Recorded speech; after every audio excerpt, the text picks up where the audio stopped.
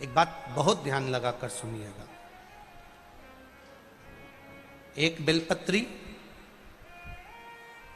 और उस बेलपत्री में एक चंदन की बिंदी और एक अक्षत का दाना मात्र रखकर भी अगर शिवालय पर चढ़ा दी जाती है,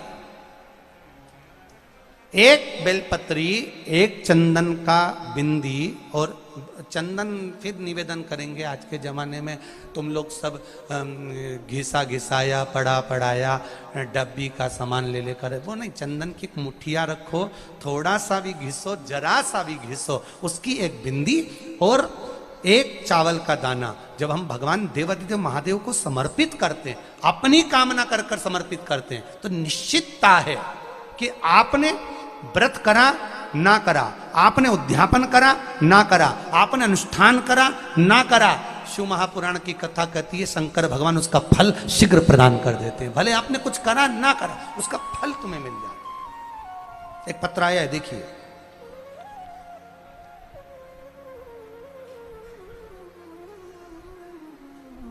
मैं पलक गोयल, भोपाल मध्य प्रदेश से आई हूं। कहीं बैठी हो पलक जी? गोयल, भोपाल मध्य प्रदेश से, अपना हाथ हिला सकती हैं कहीं बैठी हो तो। मैं पलक गोयल, भोपाल मध्य प्रदेश से आई हूं, कहीं बैठी हो तो अपने दोनों हाथ हिलाइएगा। गुरुजी, शिव की महिमा का क्या वर्णन करूं, जितना करूं उतना कम है। पिछले 4-5 साल से बैंक की तैयारी कर रही थी, पर मेरा सिलेक्शन नहीं हो पा रहा था। मैंने अपनी पत्रिका दिखाई भी ब्राह्मण जन को, पर उसका भी कोई निदान नहीं निकल पाया। किसी ने कहा तुम्हारे भाग्य में नौकरी का योग नहीं है, किसी ने कहा तुम्हें पितृदोष है, पर बाबा मैंने हार नहीं मानी। मम्मी ने टीवी पर आपकी कथा सुनी, उन्होंने मुझे 1 लोटे जल और शहद लगाकर बेलपत्री बाबा को चढ़ाने के लिए कहा। गुरुदेव, मैंने ये उपाय करा और परीक्षा देने गई। इस साल जनवरी में मेरा परिणाम आया और मेरा बैंक में सिलेक्शन हो गया। मुझे बेटमा के पास सागौर कुटी में ही पोस्टिंग मिल गई। मेरे बाबा की कृपा से मुझे सरकारी नौकरी मिल गई। ये शिव तत्व है, यो घड़ी। करो शिव भक्ति। आपने जो भजन किया है, आपने जो स्मरण किया है, आपने जो संकीर्तन किया है, वो खाली नहीं जा सकता। खाली ना जाता कोई दर से तुम्हारे, खाली ना जाता कोई दर से तुम्हारे। मैं भी खड़ा हूँ नन्ही बाहें पसारे, अपने हृदय से लगा लो, लगा लो। गिरा जा रहा हूँ, उठा लो। भोले अपने दर से अब तो न टालो, गिरा जा रहा हूं, उठा लो। शिव कथा कह रही, बाबा देवादिदेव महादेव का संवाद कर रहा है। समय आया, शिव जी ने आकर ब्रह्मा जी के जो शीश कटा था उसको बड़ का पेड़ बना दिया, और बड़ का पेड़ बनाकर शंकर भगवान उसके नीचे विराजमान हो गए। उसका नाम बटकेश्वर महादेव पड़ गया। बटकेश्वर महादेव।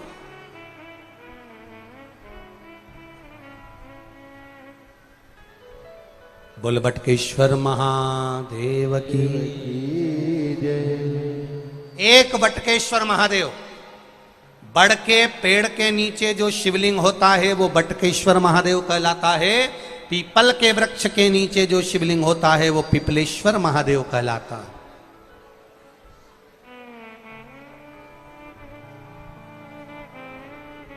महाराज कितना सुंदर संवाद है, कितना सुंदर बात कही कि भूल से भी किसी तीर्थ में नहीं गए,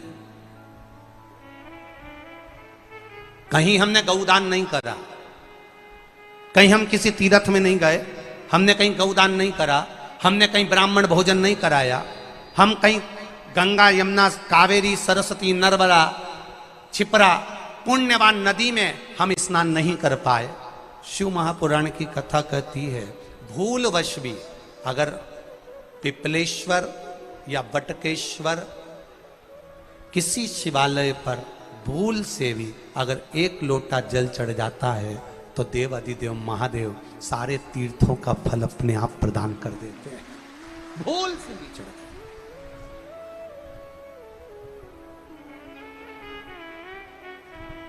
एकांतेश्वर महादेव जो कि एकांत में बैठा हुआ है, एकांतेश्वर महादेव अकेला बैठा है अलमस्त होकर। आप जा रहे हो गाड़ी लेकर, आप 4 व्हीलर गाड़ी में जा रहे हो, ट्रैक्टर में जा रहे हो, ट्राली में बैठकर जा रहे हो, क्रूजर में बैठकर जा रहे हो, 2 व्हीलर गाड़ी में बैठकर जा रहे हो, और एकांतेश्वर महादेव का मंदिर दिख गया। कोई एकांत में, भले उसका नाम नहीं मालूम तुमको कि कौन सा महादेव, पर अकेला बैठा है जंगल में, वृक्ष की छांव में, एक ओटले पर, कोई दीवार नहीं, कोई जाली नहीं, कोई गेट नहीं, कुछ भी नहीं। ये शंकर जी के मंदिर में तो ये कपाट अब लगने लगे, दरवाजे अब लगने लगे। पहले के समय में शंकर जी के मंदिर में दरवाजा नहीं होता था। क्यों? क्योंकि पिता का दरवाजा, पिता का द्वार और माता का द्वार, एक माँ के मंदिर में भी दरवाजा नहीं होता, एक पिता के मंदिर में भी दरवाजा नहीं होता।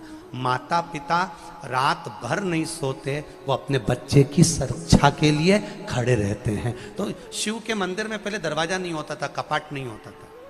शिव जी के हृदय में कपट नहीं है और मंदिर में कपाट नहीं, ये निश्चित। ओटले पर बैठा है मेरा देवरिया, एकांत में बैठा है अकेला।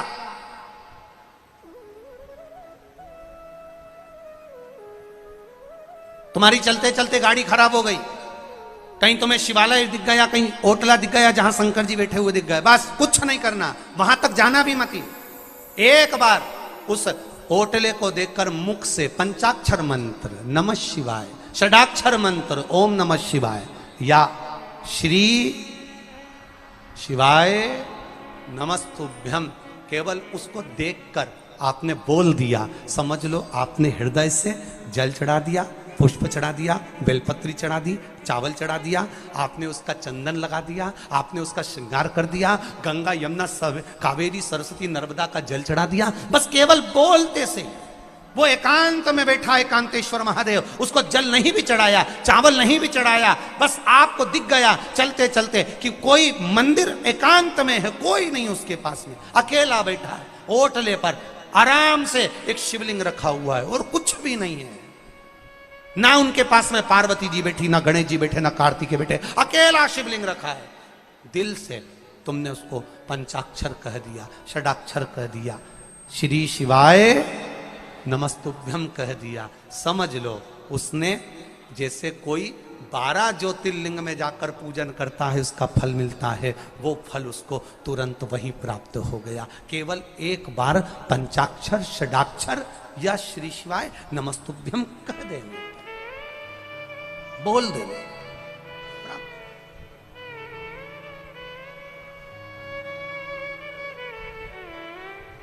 बस उसके मंत्र का स्मरण, बस उसका जाप, उसका स्मरण, उसकी भक्ति, उसका भजन, उसका कीर्तन हमें फल देगी। महाराज पार्वती जी ने षडानंद कार्तिकेय जी से कहकर तारकासुर का वध करवाया। तारकासुर के 3 बेटे थे, तारकाक्ष, विदुमाली, कमलाक्ष की, उनका वध भगवान देवादिदेव महादेव ने करा। पशुपति नाथ शिव जी का नाम पड़ गया, पशुपति नाथ।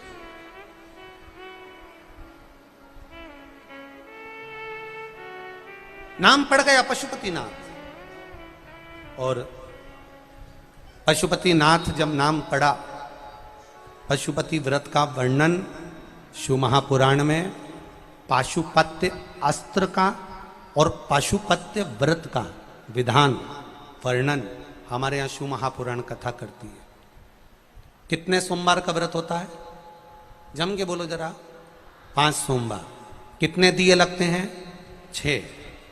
प्रसाद का एक हिस्सा अपन बनाकर एक साथ प्रसाद लेकर जाते हैं।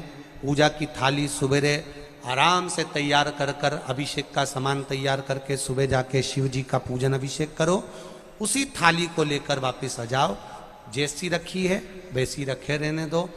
थोड़ा सा जल आदि भले उसमें जरूरत पड़े तो रखो, नहीं तो जो चंदन अबीर गुलाल सुबेरे था वही थाली में रखे रहने दो, वैसा कि वैसा। शाम को 6 दिए रखो। तुम्हारी मर्जी पड़े आटे के रख लो, तुम्हारी मर्जी पड़े मट्टी के रख लो, तुम्हारी मर्जी पड़े जिसके दिए रखो। 6 ही दिए घी के रखो, बड़े आनंद से। गोल बत्ती के रखो। प्रयास करना कि गोल बत्ती का दिया रखा है। कभी भूल से लंबी बत्ती का भी हो जाए तो टेंशन नहीं लेना, बाबा को जो समर्पित हो। 6 दिए लेकर जाओ, प्रसाद लेकर जाओ मीठे का। भगवान के मंदिर में जाकर 6 ही दिए जमीन पर रख दो। शिव जी का शाम के समय आपको शाम को जल नहीं चढ़ाना, पंचामृत नहीं चढ़ाना, केवल जल का छींटा देकर पंचामृत छींटा देकर पूजन कर लीजिए। जो अबीर चंदन है वो बाबा को लगा लो। बेलपत्र आदि जो भी है वो समर्पित करो। बाबा से विनती कर कर प्रसाद के 3 हिस्से कर दो। 5 दिए प्रज्वलित कर दो। प्रसाद के जब 3 हिस्से हो जाएं तब 3 हिस्से करने के बाद दिए को प्रज्वलित कर दो। 5 दिए प्रज्वलित करो, पूजन करो। 2 हिस्से मंदिर में छोड़कर प्रसाद का 1 हिस्सा जब थाली में रख लो, तब 6ठे नंबर का दिया जो तुमने जलाया नहीं है, प्रज्वलित नहीं करा, उस दिए को थाली के अंदर रख लो। बाबा को विनती करो, आज मेरा पहला पशुपति व्रत है बाबा, स्वीकार करना। सबकी झोली भरी मेरी भी भरना बाबा। दिल से प्रार्थना करना। बाबा से विनती कर कर दिया लेकर प्रसाद का 1 हिस्सा लेकर अपने घर आइए। घर में प्रवेश करते समय अपना सीधा हाथ, अपना राइट हैंड सीधा हाथ, अंदर जाते समय जहां पड़ता हो वहीं बैठ जाओ। दरवाजे के बाहर सीधे हाथ की ओर दिया लगा दो और दिया लगाकर शंकर भगवान से जो मंदिर में कह कर आए हो अपने दिल की बात, वो यहाँ पर दिया जलाते समय कह दो। अंदर प्रवेश करो। भोजन करने से पहले जो प्रसाद लेकर आए हो 1 हिस्सा पहले वो खाइए, फिर भोजन करिए। प्रसाद के हिस्से में से कोई को भी हिस्सा नहीं देना है, वो केवल आपको ही खाना। आराम से खाओ। बीच में 2-3 व्रत हो जाएं, रजोधर्म आ गया या कोई व्रत पड़ गया या एकादशी पड़ गई, जिस व्रत को तुम करते करते आए हो, 30 त्योहार करते आए हो, वो पड़ गया तो अपना पशुपति व्रत उस समय पर छोड़ दो। 3 व्रत हो गए, 4 व्रत हो गए या 2 व्रत हो गए, उसको छोड़ दीजिए। अगर आपका कोई व्रत पड़ रहा है तो, नहीं पड़ रहा तो लाइन से करे जाओ।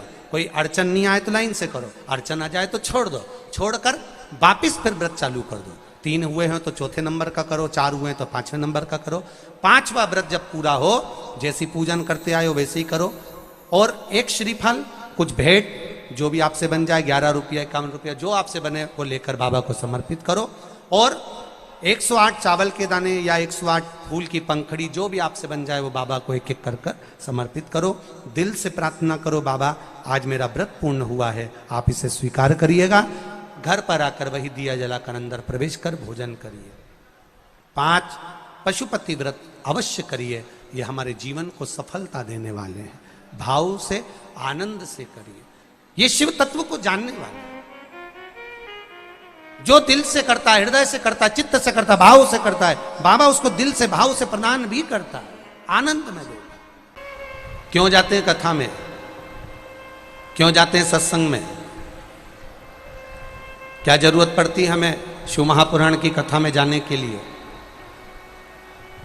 क्यों जाना हमें शंकर भगवान की कथा में? क्यों पहुंचना हमें भगवान के मंदिर में? किस लिए जाना हमें शिव महापुराण की कथा में?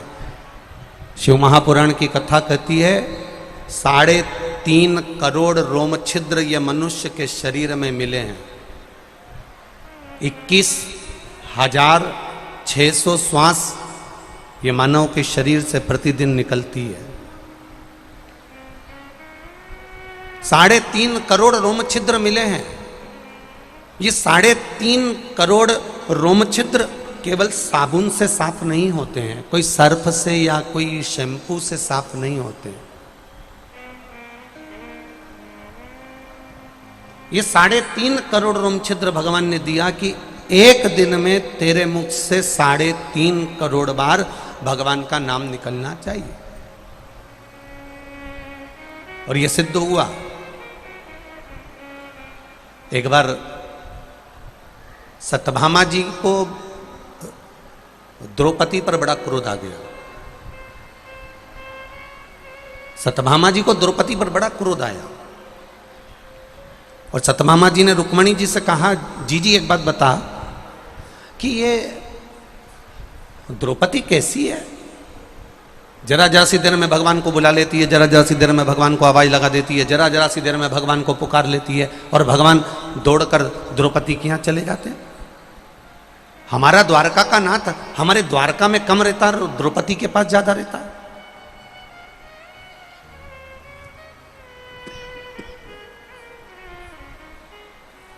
आखिर क्यों,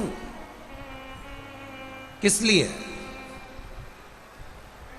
रुक्मणी जी ने कहा, मुझे तो नहीं मालूम कि भगवान दौड़ दौड़ के द्रौपदी के यहां क्यों जाते हैं, पर मुझे इतना अंदाजा नहीं है। पर इतना जरूर मालूम है कि द्रौपदी भगवान कृष्ण की बहन है,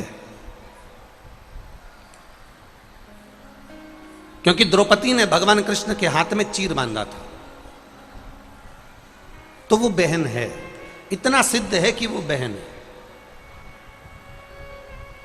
अरे तो ऐसे कैसे बहन भाई कि जरा सी देर में बुलाया और दौड़कर चल दिए द्वारकानाथ। भोजन कर रहे हैं तो दौड़कर चढ़ दिए द्वारकानाथ। भोजन कर रहे हैं और द्वारकानाथ दौड़ के चल दिए। इस द्रौपदी के घर तो मैं भी जाऊंगी एक बार और जरा सब पता करके आऊंगी। और भगवान ने सत्यभामा जी के मुख से जो शब्द निकले, भगवान ने उसको सुन लिया। अब भगवान लीला करने के लिए तैयार हो गए और भगवान द्रौपदी के यहां जाने लगे। जाते जाते भगवान कृष्ण ने कहा, सुनो रुक्मणी, मैं द्रौपदी के यहां जा रहा हूं। इतने में सत्यभामा जी बोली, प्रभु आज आप अकेले जा रहे हैं? हमेशा अकेले जाते हो, कभी तो हमको लेकर जाइए। भगवान ने कहा ठीक है चलो। अब तो सत्यभामा तुरंत तैयार हुई ननंद के घर जाने के लिए, और तुरंत तैयार होकर सत्यभामा जी रुक्मणी जी के साथ द्रौपदी के घर पहुंच गई। अब द्वारिकाधीश द्रौपदी को देखे तो द्रौपदी बाल सुलझा रही थी। भाई तुरंत अपनी बहन के पास पहुंच गया, दीदी क्या कर रही हो? द्रौपदी क्या कर रही हो? द्रौपदी कह रही है मैं अपने केस संवार रही हूं, अपने केस सुलझा रही हूं। अरे तो तुझे सुलझाने की क्या जरूरत है? तेरी दो भाभी आई हैं, तेरी चोटी वो बना देंगी। अब ननंद तो और फूल गई और सबसे ज्यादा खुश हो गई तो सत्यभामा जी हो गई। सत्यभामा जी ने कहा, आज मुझे चोटी बनाने का मौका दो, मैं इसकी चोटी बनाती हूं। अब भगवान को तो ये थोड़ी ना मालूम था कि ये तो बदला लेने आई। अब जो द्रौपदी बैठी, सत्यभामा जी ने हाथ में थोड़ा सा तेल अधिक लिया और लेकर जो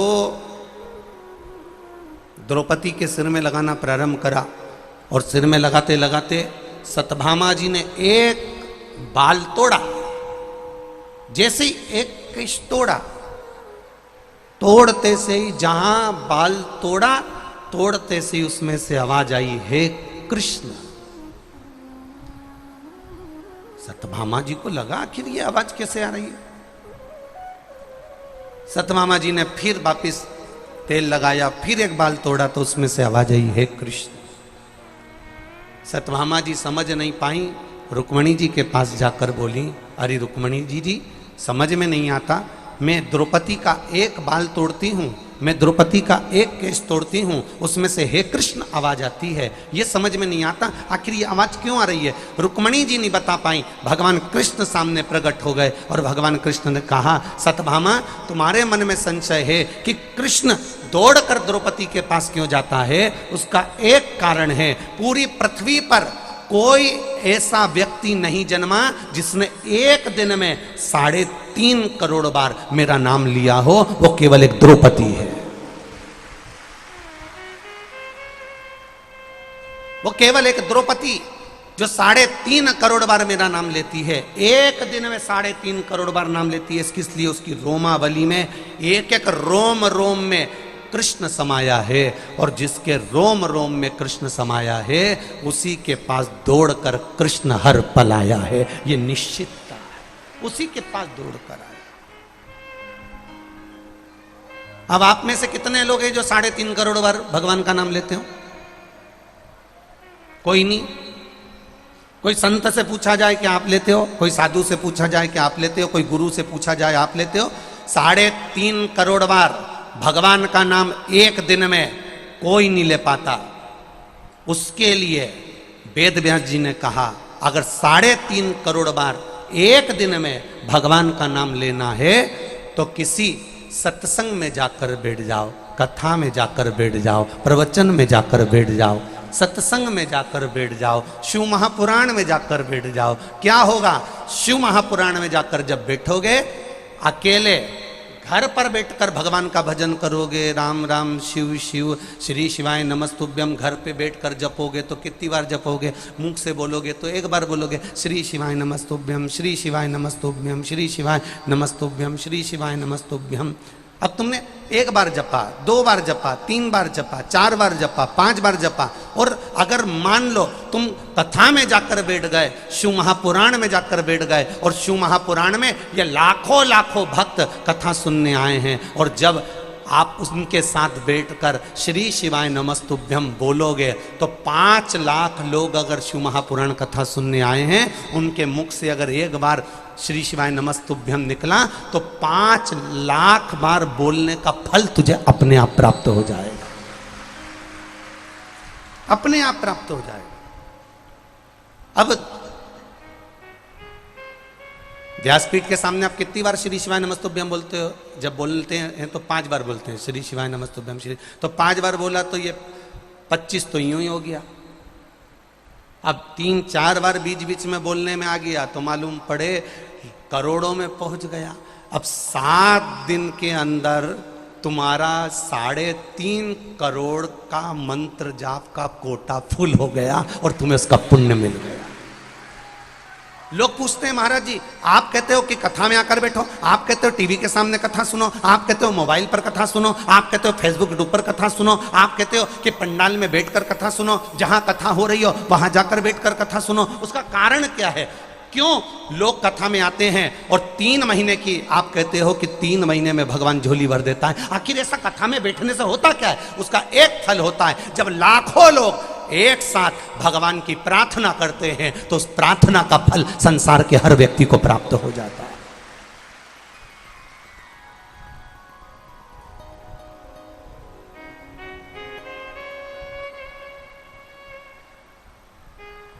किसी ने पानी ढोला, हमने कहा इससे बदला ले लेंगे, किसी ने कुछ कहा, हमने कहा इससे ना ना, बदला नहीं लेना है, हमें खुद को बदल जाना है। बदला नहीं लेना हमें किसी से, हमें खुद बदलना है अपने आप को। एक बड़ी सुंदर चरित्र आता है, एक बहुत अभिमानी व्यक्ति, बहुत अहंकारी व्यक्ति, बहुत अहंकार, वैभव का, सत्ता का, धन का, दौलत का, प्रतिष्ठा का, मान का, सम्मान का। एक दिन वो गांव में पंगत में गया। अब गांव में पंगत में गया, लाइन से भोजन चल रहा था, वो भी जाकर बैठ गया। अब उधर से पापड़ परोसने वाला आया, सबको एक पापड़ देता गया। वो बेचारा आखिरी में गया तो उसके बर्तन में पापड़ आधा बचा। अब जो अहंकारी व्यक्ति बैठा था उसके पास वो पापड़ देने पहुंचा और उसकी थाली में, उसकी पत्तल में उसने आधा पापड़ रख दिया। अब जो उसने देखा कि सबको एक एक दिया और मुझे आधा दिया, आन दे बेटा, बदला तो तू मैं लेके मानूंगा, तेरे को आधा पापड़ मेरे को दिया है। उसने कुछ नहीं बोला, वो गुस्से में लाल हुआ, आधा पापड़ भी उसने पत्तल में छोड़ दिया और छोड़ के मन में सोचा तू ही खा ले, नहीं खाना, जा, सबको एक एक दिया ना, मुझे आधा।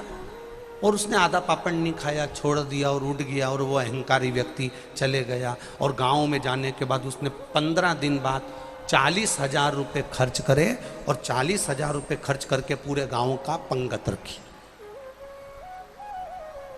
अब 40,000 रुपये खर्च करके पूरे गांव की पंगत रखी, और पंगत में पूरे गांव का निमंत्रण रखा, सब जीमने आए। जिसने इसको आधा पापड़ दिया था वो भी जीमने आया, उसको नहीं मालूम कि इसको किस बात का बुरा लगा है, वो भी जीमने बैठा।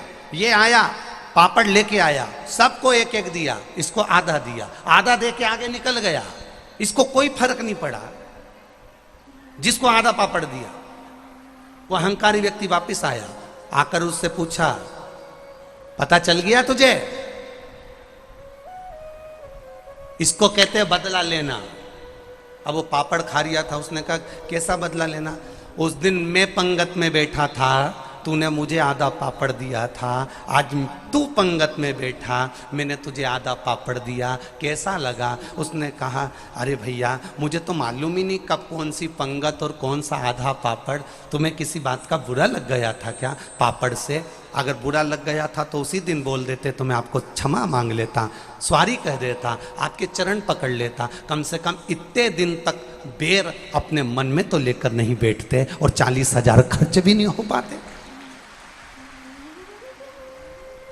दुनिया का व्यक्ति बदला लेने की सोचा। इसने गाली दी, हम पलटकर गाली देंगे। इसने अपशब्द किया, हम पलटकर अपशब्द कहेंगे। इसने ताना दिया, हम पलटकर ताना देंगे। इसने मेरे साथ ऐसा किया, हम पलटकर इसके साथ ऐसा करेंगे। शिव महापुराण की कथा कहती है, बदले की भावना को छोड़कर स्वयं को बदल लीजिए। जिस दिन हम स्वयं को बदल लेंगे, उस दिन मेरा महादेव पार्वती जी के साथ आपके दरवाजे पर खड़ा मिलेगा। अपने आप को बदलना है।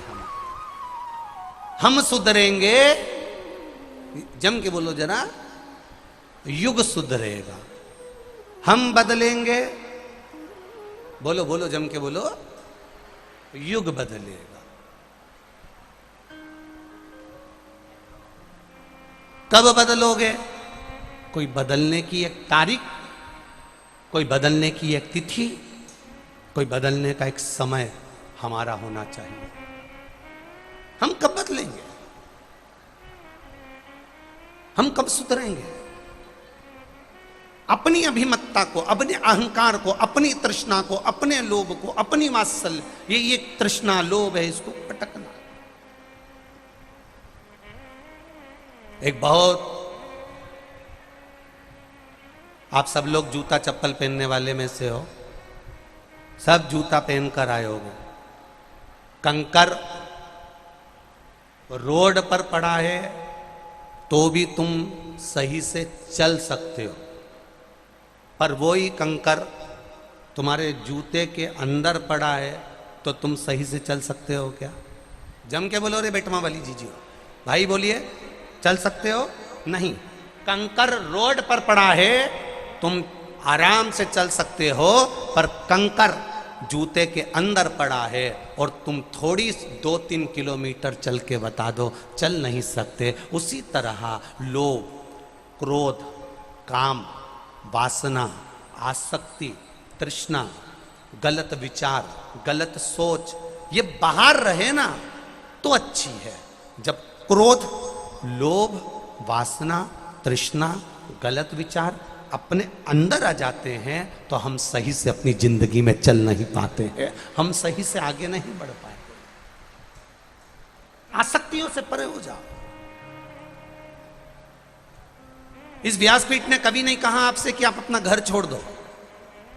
इस व्यासपीठ ने कभी आपसे नहीं कहा कि आप अपना परिवार छोड़ दो। यह व्यासपीठ तो यहां तक कहती है कि घर में झगड़ा हो जाए तो घर छोड़कर मत जाना, वहीं पे मूंग डालो पर मत जाओ। ये व्यासपीठ तो यहां तक कहती है। ये व्यासपीठ कभी नहीं कहती कि आप अपना घर छोड़कर चले जाओ, जरा जरा सी लड़ाई में अपने मायके चले जाओ, जरा जरा सी बात में आप घर छोड़कर चले जाओ। ना ना ना ना, ये व्यासपीठ कभी नहीं कहती कि आप अपना घर छोड़ो। ये व्यासपीठ कभी नहीं कहती कि आप अपना परिवार छोड़ो। ये व्यासपीठ कभी नहीं कहती कि आप अपने कुटुंब परिवार को छोड़कर जाइए। ये व्यासपीठ कहती है कि आप अपने गलत विचारों को छोड़ दीजिए, आप अपनी गलत सोच को छोड़ दीजिए, आप अपनी गलत आसक्ति और तृष्णा को छोड़ दीजिए।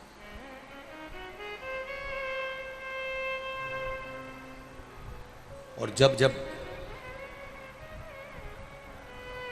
शिव के करीब में जाओ, जब जब भगवान शंकर के नजदीक में जाओ, अहम से दूर होकर जाए, अहम से दूर। क्यों भगवान को पीतांबर नहीं चाहिए? क्यों भोलेनाथ जी को सोना चांदी नहीं चाहिए? क्यों शंकर भगवान को 56 भोग नहीं चाहिए? क्यों भगवान शंकर को तुम्हारा अंबर पीतांबर नहीं चाहिए? क्यों शंकर भगवान को तुम्हारे अच्छे से अच्छे पुष्प नहीं चाहिए? क्यों शंकर भगवान को तुम्हारे अच्छे अच्छे आभूषण नहीं चाहिए? क्यों शंकर भगवान को तुम्हारे मखमल के गादी तकिया नहीं चाहिए? क्यों? कारण केवल एक है। भगवान शंकर कहते हैं कि मेरा भक्त छोटे से छोटा भी होगा और बड़े से बड़ा भी होगा, मेरे दरवाजे में कहीं भेद ना हो जाए। कोई मखमल के गादी तकिया दे तो वो वीआईपी ना हो जाए, कोई अगर 56 भोग चढ़ाए तो वो बहुत वीआईपी ना हो जाए। शंकर भगवान कहते हैं मेरा भक्त सबके लिए बराबर होना चाहिए, उसके लिए कोई बड़ा नहीं कोई छोटा नहीं, सब समता का भाव है।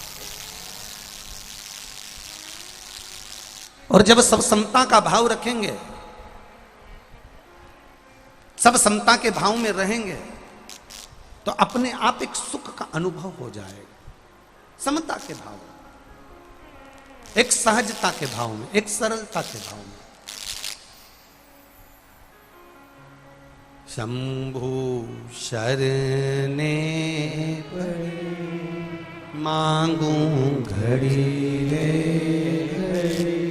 दुख काटो, दया करी न दर्शन आपको। आप समता का भाव रखिए। मेरे शंभू को, मेरे ओगरदानी को, मेरे त्रिकालदर्शी को, मेरे कैलाशी को, मेरे अविनाशी को कोई बड़ा या कोई छोटा नहीं, उसके लिए सब बराबर है। उसके लाखों दीवाने बड़े से बड़े, उसके चरणों में कंकड़ माटी से पड़े। कोई कह रहा था गुरुजी शंकर भगवान को भांग प्रिय है, कोई कह रहा था शिव जी शंकर भगवान को गांजा प्रिय है। इसलिए उनका फोटो हमने देखा कि भगवान शंकर चिलम लगा रहे थे, हमने देखा शंकर भगवान भांग घोट रहे थे। शिव महापुराण की कथा, इतने विद्वान विद्वान ब्राह्मण जन यहाँ पर विराजमान है और सभी बहुत बहुत विद्वान ब्राह्मण लोग जगह जगह पर कथा श्रवण करते हैं। इस शिव महापुराण में कहीं पर नहीं लिखा कि शंकर भगवान को भांग प्रिय है कि गांजा प्रिय है। शिव जी को अगर कुछ प्रिय शिव महापुराण में लिखा है तो लिखा शंकर जी को राम नाम प्रिय है, बाकी के ना गांजा प्रिय है ना भांग प्रिय है। गलत व्यसन को तो मेरा शिव छुड़वाता है।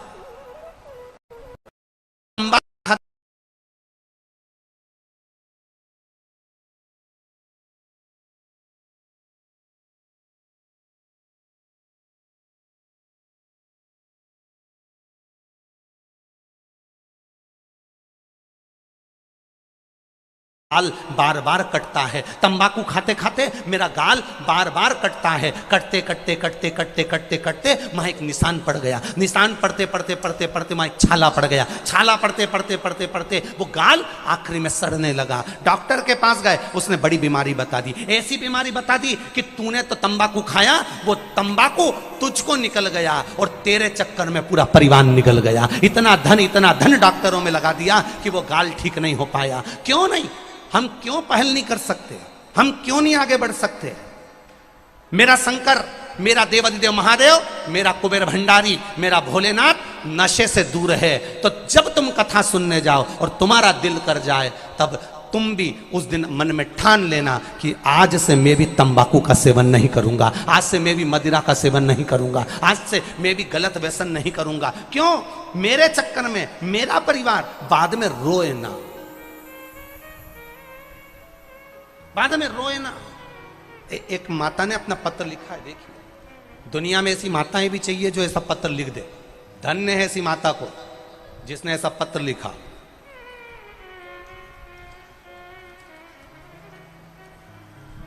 शंभु शरण पड़ी मांगो घड़ी रे घड़ी दुख काटो दया करी दर्शन आपो शंभु। शरण पड़ी मांगो घड़ी रे। देखिए, गुरुजी मैं धार मध्य प्रदेश की रहने वाली हूँ।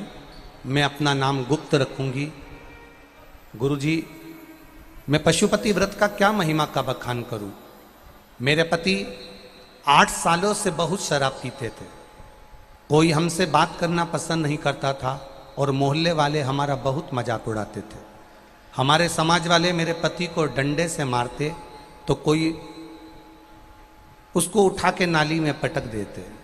लोग उसके पर्स में से पैसे ले लेते, मोबाइल निकाल लेते, कई बार उसको मार ठोक कर पटक जाते। हमने सारी जगहों से इनका इलाज करवा लिया पर उनका शराब का नशा नहीं छूटा।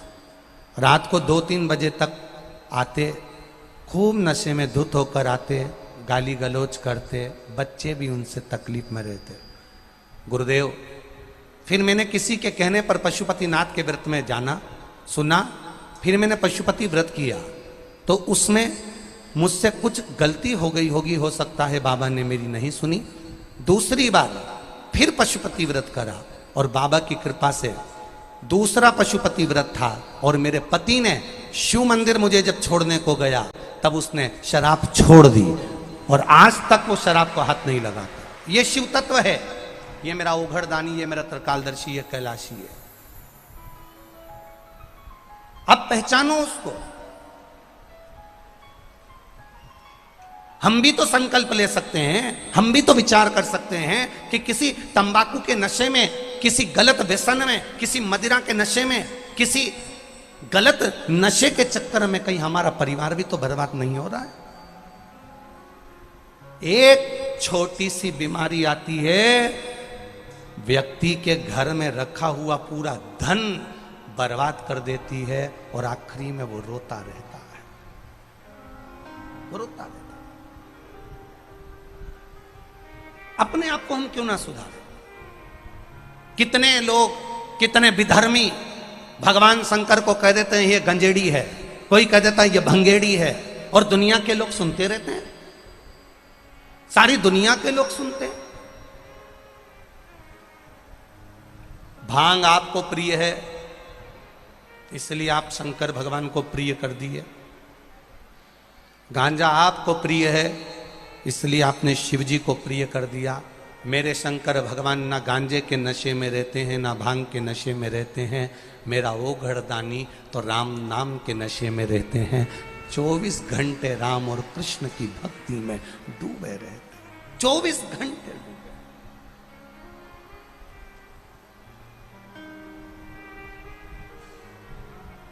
किस व्यसन में पड़े हम?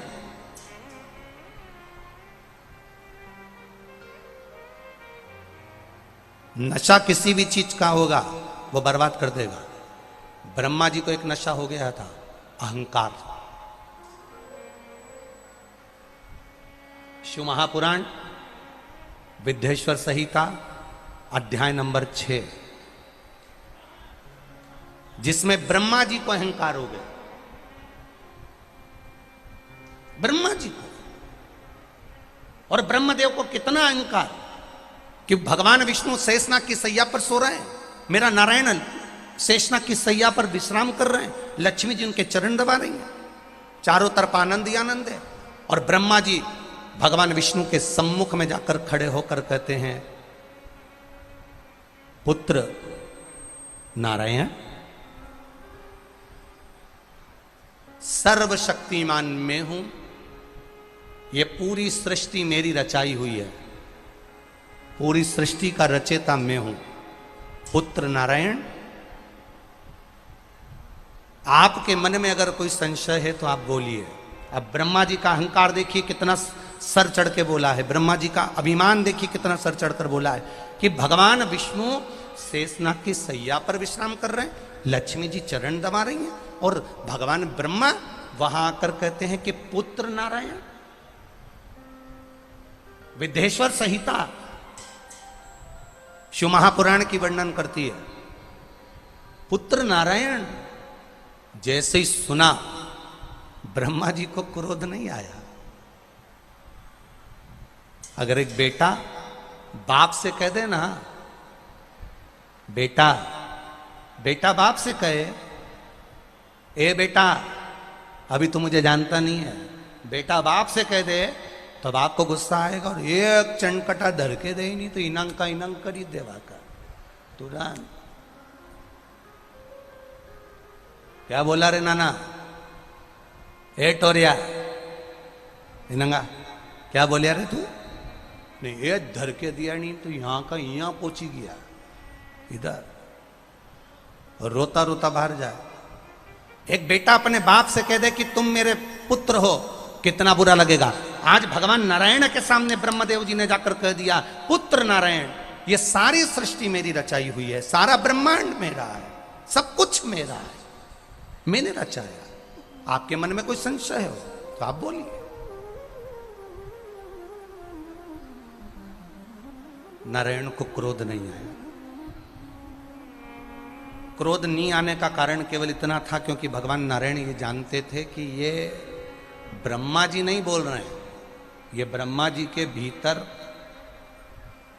जो भर गया नशा, किस चीज का?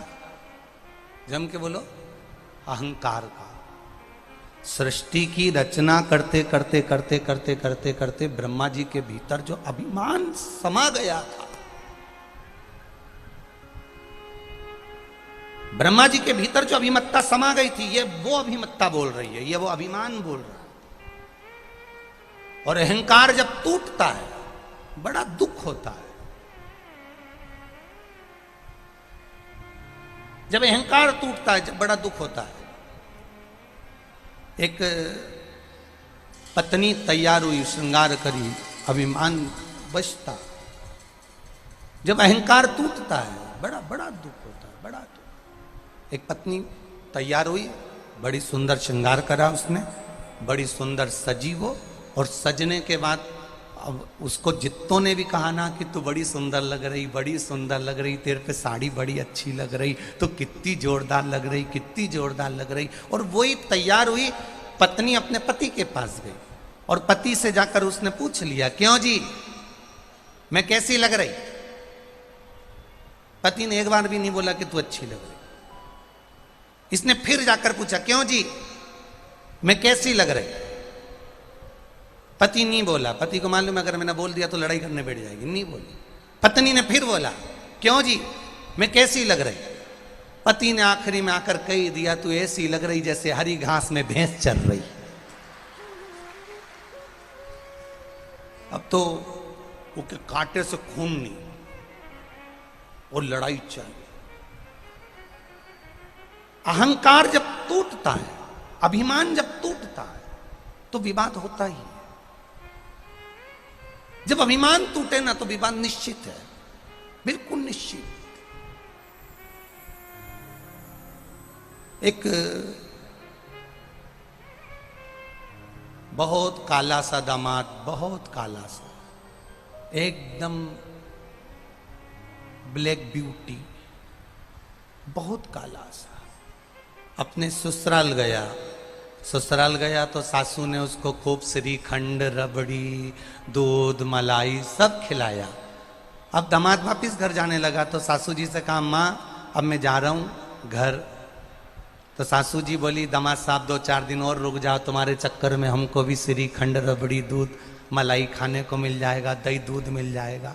अब तो दामाद को अहंकार आ गया, मेरे चक्कर में इनको खाने को मिल जाएगा। मतलब मैं आया तो इनके यहाँ बरकत बढ़ी, मैं आया तो इनके यहाँ लक्ष्मी बढ़ी, मैं आया तो इनके यहाँ संपदा बढ़ी, मेरे आने से इनके यहाँ दूध दही बढ़ा। तो दामाद ने पूछ लिया, सासू जी मेरे आने से या मेरे रुकने से तुमको दूध दही खाने मिल जाएगा, इसका मतलब मैं समझा नहीं। सासू बोली, दामाद साहब हमारी भैंस का छोरा हुआ था पाड़िया, और वो पाड़ा मरी गया, भैंस ने दूध देना बंद कर दिया। जब से तुम आए हो भैंस रोज दूध दे रही, ऊके लग रही हमारा पाड़े आ गया।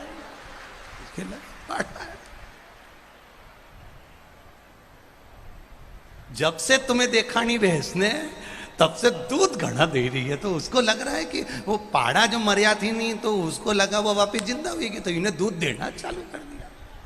अब फिर अभिमान टूटा।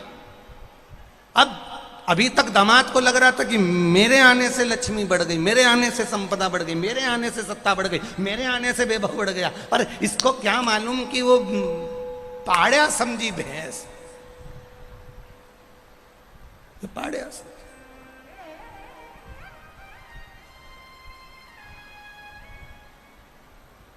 हम भी, ये तुम्हारे पास का ही हमारा भी ससुराल हो, हम भी नहीं जाते ज्यादा ससुराल, क्योंकि वे पाड़िया समझ ले तो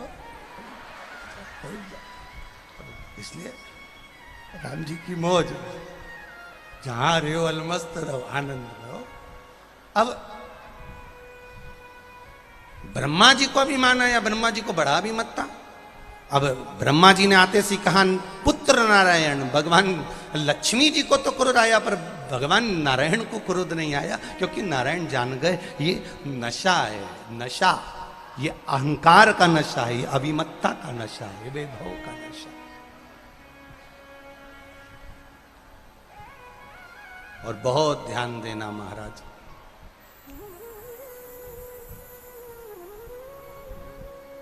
पानी में डूबे हुए व्यक्ति को बचाया जा सकता है। ध्यान देना मेरे बेटमा के सभी जितने भाई बंधु यहां विराजमान है, सब स्मरण करिएगा। पानी में डूबने वाले को बचाया जा सकता है, पर शिव महापुराण की कथा कहती है कि प्याली में डूबने वाले को बचाना सबसे कठिन काम है। दुनिया का सबसे कठिन काम है प्याली में डूबने वाले को बचाना, नशे में डूबने वाले को बचाना। चाहे वो अहंकार का नशा हो, काम का नशा हो, लोभ का नशा हो, वासना का नशा हो, तृष्णा का नशा हो, आसक्ति का नशा हो, चाहे मदिरा का नशा हो, चाहे तंबाकू का नशा हो, चाहे सुपारी का नशा हो, चाहे गांजे का नशा हो, चाहे भांग का नशा हो, चाहे जो नशा करे, नशेले व्यक्ति को बचाना सबसे कठिन काम, बहुत कठिन। एक बार माता पार्वती जी ने भी शंकर जी से पूछ लिया था, क्या आप नशा करते हो? शिव जी बोले नहीं। मैं लक्ष्मी जी के यहाँ गई थी, तो लक्ष्मी जी ने कहा तुम्हारे पति तो भांग का नशा करते हैं, वो तो चिलम लगाते, वो तो गांजा पीते हैं। अरे दुनिया कुछ भी कहती रहेगी पार्वती, तो तू सबकी बात मान लेगी क्या? दुनिया के लोगों का काम है कहना। दुनिया के लोग कह देते हैं कि शंकर भगवान गांजा पीते हैं, शंकर भगवान भांग पीते हैं, शंकर भगवान ये करते हैं। ना ना ना ना, पहले एक बार शंकर भगवान को पहचानो तो।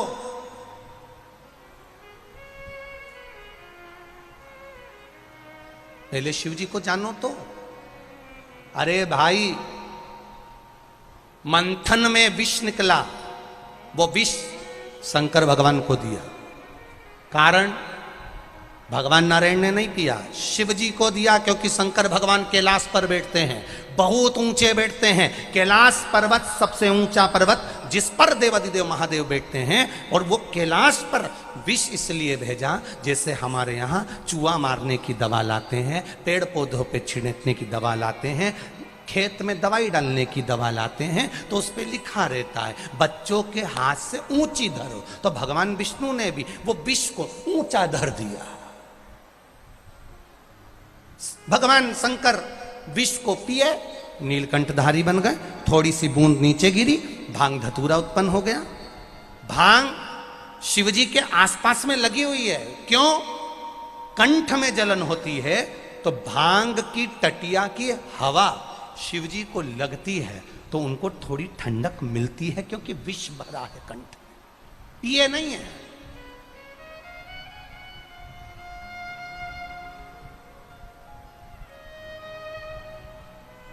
इसी बात पर एक बार किसी ने प्रश्न कर दिया था, क्यों महाराज जी तुम इतनी बड़ी बड़ी बात कहते हो कि शंकर जी भांग नहीं पीते, पर उज्जैन में तो महाकाल राजा का श्रृंगार भांग से होता है। हमने कहा श्रृंगार भांग से होता है, कभी शंकर भगवान को पीते हुए देखा है? अब श्रृंगार तो माताएं ढेर तरह का कर लेती है, काजल लगाती आंख में, कभी चाटते बताया है?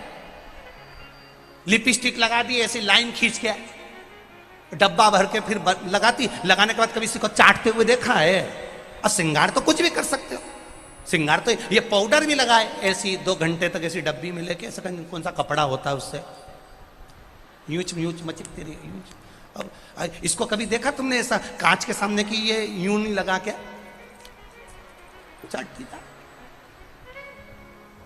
अब कोई कहे कि आप कहते हो भगवान शंकर भांग नहीं पीते, महाकाल राजा का श्रृंगार तो भांग से होता है। भगवान शंकर का श्रृंगार तुमने भांग से होते हुए देखा होगा, पर कभी मेरे महाकाल राजा को ये नहीं देखा होगा कि उन्हें लोटा उठाकर भांग पीते हुए नजर आए होंगे।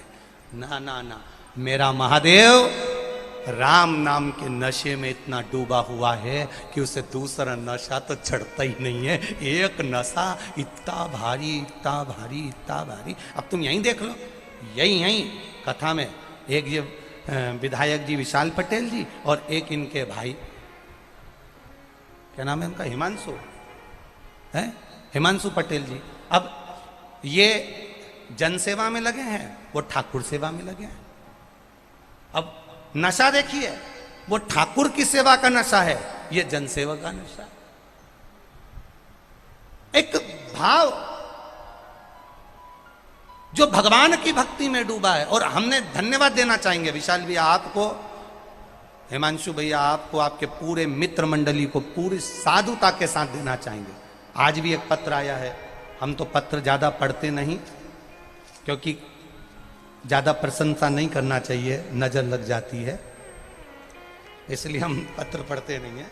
तो आज भी एक बहन ने पत्र लिखा है आपके लिए कि गुरुजी विशाल भैया लड़कियों की शादी करवाते हैं, सम्मेलन करवाते हैं। हमको तो नहीं मालूम था, पर उस पत्र में हमने पढ़ा कि शंभु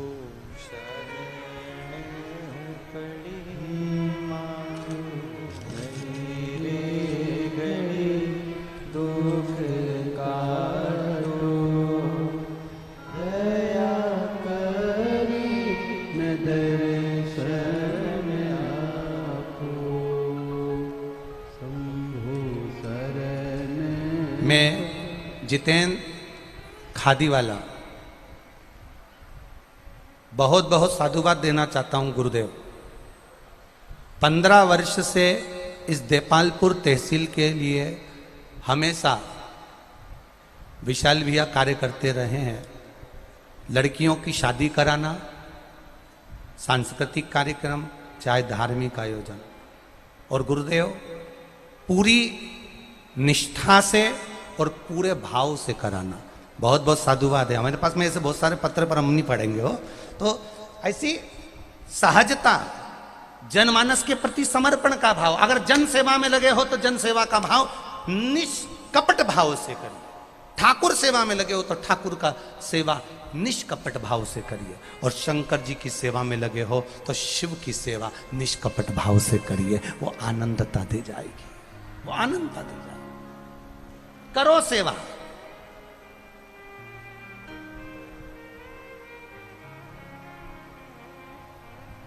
एक भक्ति के बल को बढ़ाओ। ब्रह्मा जी को नशा हो गया, ब्रह्मा जी को नशा किस चीज का हुआ? अपनी अहमत का, अहंकार का नशा। और उन्होंने भगवान नारायण को पुत्र कह दिया कि पुत्र नारायण, इस संसार का रचयिता मैं हूं। क्रोध आ गया। ब्रह्मा जी को शब्द सुनकर भगवान नारायण को क्रोध नहीं आया, पर लक्ष्मी जी को क्रोध आया। और लक्ष्मी जी ने भगवान विष्णु से कहा, ये आपको पुत्र कह रहा है, ये आपको बेटा कह रहा है। पुत्र कह रहे हैं, बेटा कह रहे हैं ना। लक्ष्मी, लक्ष्मी शांति रखो, शांति। घर में सबसे ज्यादा धैर्य, घर में सबसे ज्यादा धीरज, घर में सबसे ज्यादा शांति, घर में सबसे ज्यादा सहनशीलता स्त्री के भीतर होती है और स्त्री को ही रखना पड़ती है। कितना सुंदर कहा है किसी ने कि नारी से स्त्री से कभी उसकी उम्र नहीं पूछना चाहिए, और पुरुष से कभी उसकी आय नहीं पूछना चाहिए। किससे? बोलो बोलो, जम के बोलो।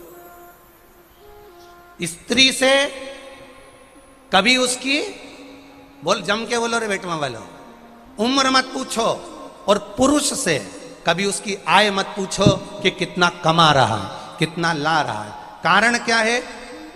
स्त्री से उम्र इसलिए नहीं पूछना चाहिए क्योंकि नारी अपने लिए नहीं जीती, परिवार के लिए जीती है। और पुरुष से आय इसलिए नहीं पूछना चाहिए क्योंकि पुरुष अपने लिए नहीं कमाता, परिवार के लिए कमाता है।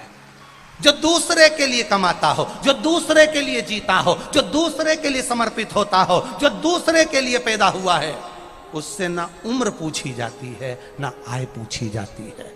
इतने लोग दुकान पर बैठकर कमाते हैं, इतने लोग खेतीबाड़ी में कमाते हैं। जरा इनसे पूछो कि इन्होंने अपने ऊपर कितना खर्चा किया। पूछना कभी किसी से, इतने दुकान वाले बैठे रहे, कभी इनसे पूछना कि तुमने अपने ऊपर कितना खर्चा करा। बेटा मोबाइल ला रिया है 18,000 का, और पिताजी मोबाइल ला रिया है 5,000 का। अपने ऊपर कितना खर्चा करा? दुकान पे कौन बैठता है? बेटा की बाप, बेटा की पिता। दुकान पर बैठ रहा पिताजी, 8 बजे से रात को 8 बजे तक पिताजी दुकान पर बैठ रहे हैं। एक से बढ़कर एक कपड़े पहन रहा है बेटा, और पिताजी वही कॉलर भी यहां से निकली गई, ऊ में भी बकरम दिखने लगी, वो कल्ला वाला कपड़ा, रुए रुए निकल रहे हैं, और पिताजी वही पहन के दुकान पर जा रहे हैं। एक शादी में जाना होता है, बेटा 4 जोड़ कपड़े सिलवाता है और पिताजी एक भी जोड़ कपड़े नहीं सिलवाता। मेरे पास सफारी सूट रखा हुआ है, मेरे पास कोट पैंट रखा है, मेरे पास ये सामान रखा है, मैं पहन लूंगा। कमाता पिता है, अपने ऊपर खर्च नहीं करता, अपने बच्चे को देता है। तो नारी का जीवन, कोई पूछे स्त्री से कि तुम्हारी उम्र कितनी है, नारी से उम्र नहीं पूछी जाती क्योंकि वो अपने लिए नहीं जीती। जब वो छोटी है तो अपने भाई बहन के लिए, बड़ी हो गई तो अपने पति के लिए, और बड़ी हो गई अपने बच्चों के लिए, और बड़ी हो गई अपने पोता पोती के लिए, और बड़ी हो गई अपने नाती पंती के लिए, आखिरी में सब छोड़कर चली जाती है। वो नारी होती है। ये उम्र क्या पूछना है इससे? क्या पूछना उम्र स्त्री से? स्त्री से उम्र इसलिए नहीं पूछी जाती क्योंकि वो दूसरों के लिए जीती है। पुरुष से आय इसलिए नहीं पूछी जाती कि वो खुद के लिए नहीं कमा रहा, 8 बजे से लेकर रात्रि को 8 बजे तक दुकान पर बैठता है, परिवार के लिए कमा रहा है, खुद के लिए नहीं। वो तो टिफिन की ठंडी रोटी खाता है। 1 बज रही है, 2 बज रही है, भूख लग रही है, सामने से ठेला वाला गया तो मन कर रहा है कि भूख लग रही है, कुछ खा लूं, पर 2 रुपए बचाने के चक्कर में वो परमल और सेव भी नहीं खरीद पाता है। सामने फल का ठेला लगाए, संतरे का ठेला लगाए, अंगूर का ठेला लगाए, पर अपनी दुकान को छोड़कर वो अंगूर भी नहीं खा पाता है। किसके लिए कमा रहा है? दुकान बस। इसलिए किसी पुरुष से मत पूछो कि तू कितना कमाता है, तेरी आय कितनी है। वो अपने लिए नहीं कमा रहा, वो परिवार के लिए कमा रहा है। उससे क्या पूछोगे? वो खेती करने वाला, एक एक किसान, खेती करने वाला एक एक किसान भाई दिन रात पसीना बहाता है, दिन रात पसीना बहाता है, तब जाकर थोड़ा सा गाड़ी भरकर अनाज घर में आता है। उस अनाज में से भी आधा अनाज का तो पैसा उसके कर्जे में चला जाता है, और उस आधे अनाज में से भी 1 बोरा अनाज अपनी बहन बेटी के लिए पहुंचा देता है। 1 बोरा अनाज में अपना गुजारा कर लेता है। वो किसान कोई साधारण नहीं, अपनी जिंदगी का सर्वस्व लुटाकर जीता है, सर्वस्व लुटाकर।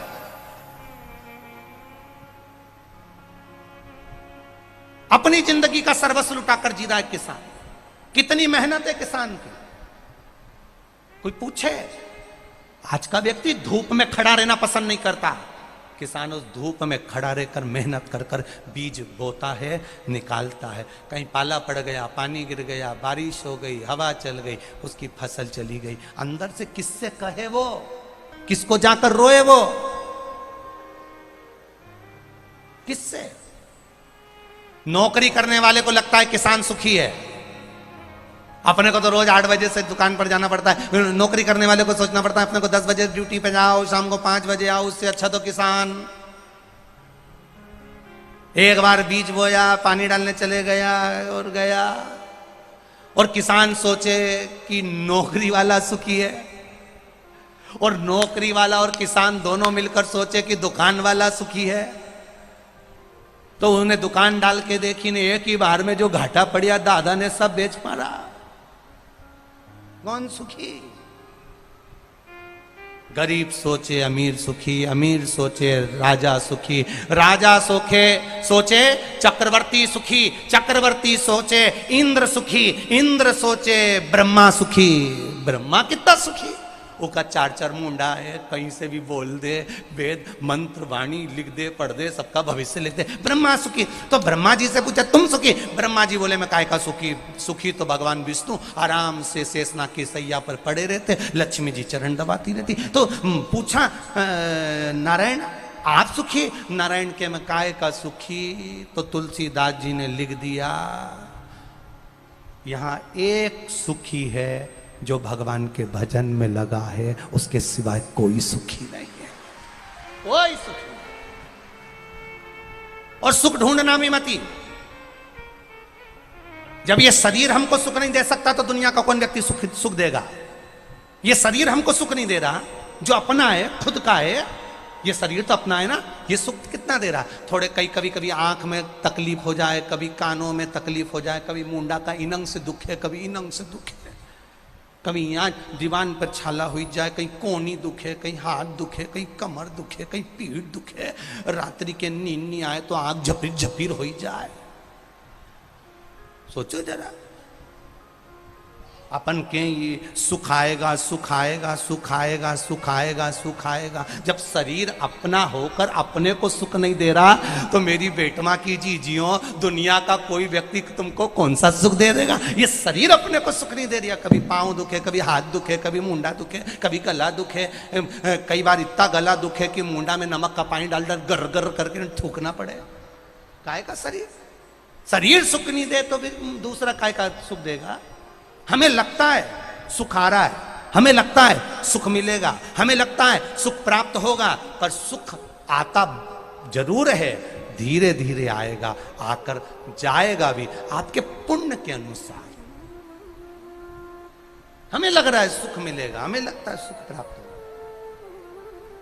जैसे तुम यहां खड़ी हो जाओ, ये चौराहे पे यहीं बहुत सारा पुलिस वाला हम खड़े हैं, नहीं इधर इन्हं खड़ी हो जाओ और इतने में दूर से तुम्हें दिख जाए बस आ रही, बस आ रही, और देपालपुर की बस आई, आ रही आ रही आ रही आ रही, और जो तुम भगी बस की ओर जाने के लिए कि महाराज देपालपुर की आई, और जो बस की भगी, तो इतने में बस वाला ने कहा देपालपुर नहीं जा रही है, तो खजूरिया खजूरिया खजूरिया चिल्लाई दिया। जा अब बताओ, इतने में फिर दूसरी बस आई, ने तुमने सोचा देपालपुर की आई, वो फिर देपालपुर की बस आई, नहीं इतने में फिर चिल्ला दिया धार धार धार धार। अब भग के गई थी कि देपालपुर की आएगी, मालूम पड़े धार की आ गई, फिर आई तो खजूरिया के। इतने में फिर बस दिखी धूल उड़ाती उड़ाती आई, नहीं आई आई आई आई नहीं आई। इतने में उन्होंने कहा कि बस कहाँ जा रही? कि देपालपुर। नहीं नहीं नहीं, ये तो इंदौर जा रही है। फिर सामने से फिर बस दिखी। ऐसे ही हमें सुख नजर आता है। अभी थोड़े दिन बाद मेरे दुकान में तब फायदा होगा, मैं एक फ्रिज ले लूंगा। इतने में बस तो कहीं और की निकल गई। फिर सोचा बस अब हमारा सुख का दिन आने वाला है, हमारी देपालपुर की बस आने वाली। इतनी देर मालूम पड़ा कि धार की निकल गई, और अपन खड़े की खड़े ही रहे। फिर आई, बाद में बस आई, देपालपुर की भी आई, और जो बस आई तो इतने में बस वाले ने कह दिया जगह ही नहीं दादा, जगह। अब कई करें तो ये फोन लगा रही, ठीक है वही देपालपुर वाला उनके, ए भेरू वो थोड़ा दाईजी है कहीं? वो भाई कहीं हो गया? कहीं नहीं, मैं यहीं खड़ी बेटमा में, और बस सब भरी निकली ने जगह नहीं है। तो कहा चिंता मत करो, पिताजी आ रहे हैं, वाइट कलर की टवेरा लेके निकल गए। और वाइट कलर की टवेरा मतलब नंदी लेकर मेरा महादेव निकल गया है, वो लेकर आएगा। वो ब्लैक कलर की स्कॉर्पियो लेकर नहीं आए, क्योंकि ब्लैक कलर की स्कॉर्पियो तो यमराज के पास है। वो व्हाइट कलर की टवेरा है उसके। और अंत समय प्रभु आना पड़ेगा, वचन दिया तो निभाना पड़ेगा।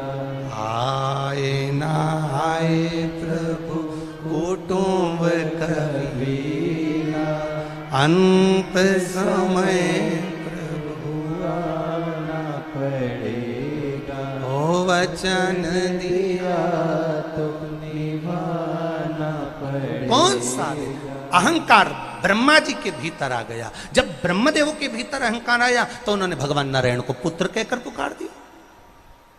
ये अभिमत्ता जब समाहित हो जाती है तब कुछ समझ में आता है कि ये कहीं नष्ट होने वाला, ये कहीं नष्ट होगा।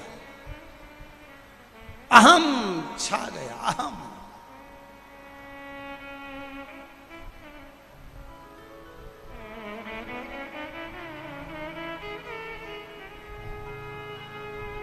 महाराज लक्ष्मी जी को क्रोध आया।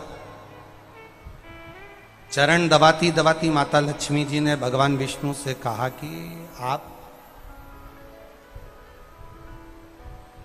ये ब्रह्मदेव को कुछ बोलोगे नहीं क्या?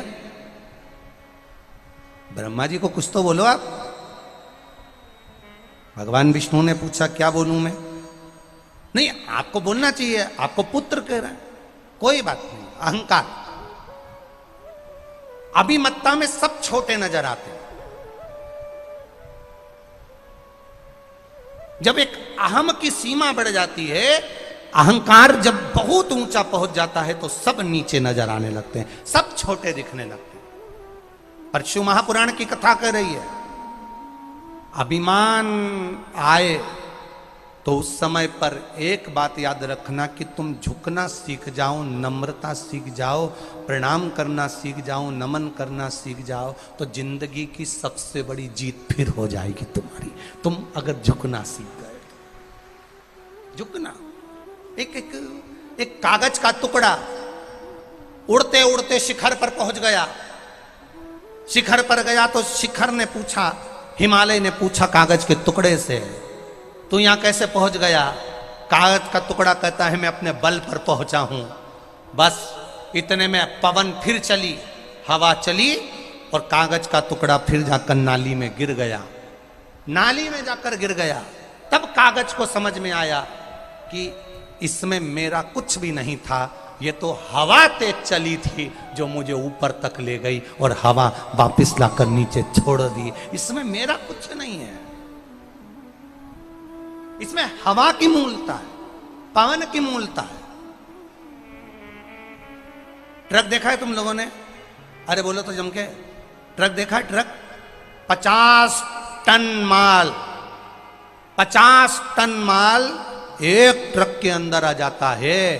सब लोग कहते हैं ट्रक जोरदार है, सबने कहा ट्रक जोरदार है, किसी ने कहा ट्रक चलाने वाला जोरदार है, किसी ने कहा ट्रक का टायर जोरदार है, पर किसी ने नहीं किया कि ये ट्रक का टायर भी जोरदार नहीं है अगर इनमें हवा जोरदार नहीं है तो। बोलो सही है कि गलत है? अगर ट्रक के पहिए की हवा फुस हो जाए, निकली जाए, तो 50 टन का माल लेके जा, बता दे, ले जाके। बोलो जाएगा? अरे बोलो तो रे बेटमा वालों, जाएगा माल? 50 टन का माल ट्रक के अंदर भरा है। टायर कितना भी जोरदार हो, पर टायर के अंदर अगर हवा नहीं है तो ये लेके चलेगा। 50 टन का माल ले जा। अब बस सब कुछ दिख रहा है, ट्रक जोरदार, ट्रक का मालिक जोरदार, ट्रक का ड्राइवर जोरदार, ट्रक का टायर जोरदार, पर किसी ने नहीं कहा साहब कि ट्रक के टायर में जो हवा है वो जोरदार है। उस हवा के बल पर यह 50 टन का ट्रक आगे बढ़ता चले जाता है। उसी तरह इस शरीर में सब कुछ जोरदार है, पर परमात्मा को धन्यवाद देना कि इसमें प्राण वायु, इसमें जो तूने श्वास दी है, ये सबसे जोरदार है। अगर ये ही नहीं होती तो ये ट्रक कहां से आगे बढ़ जाता, 50 टन का माल भी लेकर नहीं जाता। ये सब एक बार ट्रक के पहिए की हवा निकली कि वो आधा किलोमीटर भी नहीं चलता। उसी तरह इसकी अगर हवा निकल जाए, किसकी? अरे बोले जम के बोले जरा, किसकी? ये मानव के शरीर की। बस इसकी हवा निकली, इसके बाद ये 2 कदम चल के बता दे, फिर ये खुद नहीं चले, इके लेके चले।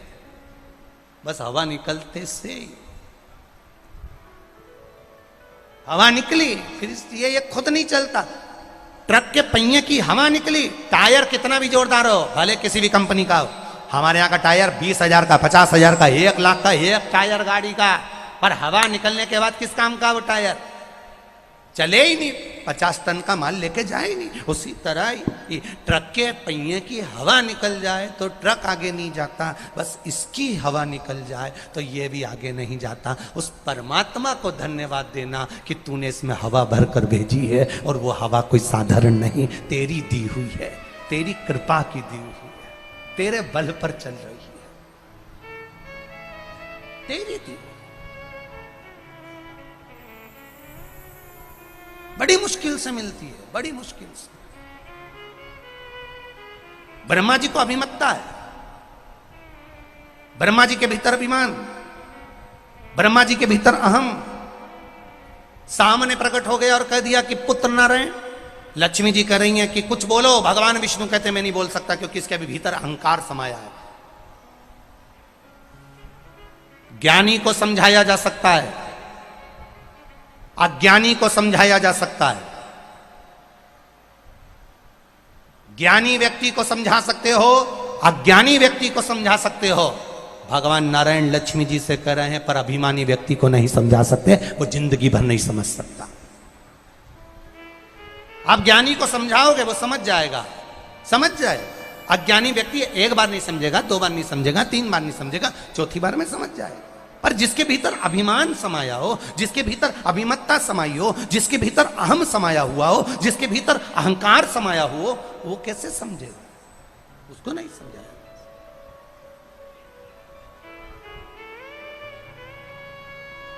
खाली न जाता कोई दर से तुम्हारे, खाली न जाता, आप ही बोलिए, दर से तुम्हारे मैं भी पड़ी हूँ नन्ही बाहें पसारे, मैं भी खड़ा हूँ नन्ही बाहें पसारे। अपने हृदय से लगा लो, लगा लो, गिरा जा रहा हूँ, उठा लो, प्रभु अपने दर से अब तो न टालो, गिरा जा रहा हूँ, उठा लो, अहम से दूर हो जाइए, अहंकार से। एक पत्र आया है, बड़ा सुंदर है, देखिए।